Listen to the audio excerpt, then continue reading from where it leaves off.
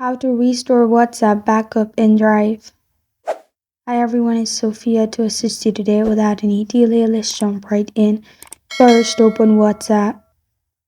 Simply, you'll find this kind of screen pop up. Click on three dots located at top right corner of your screen.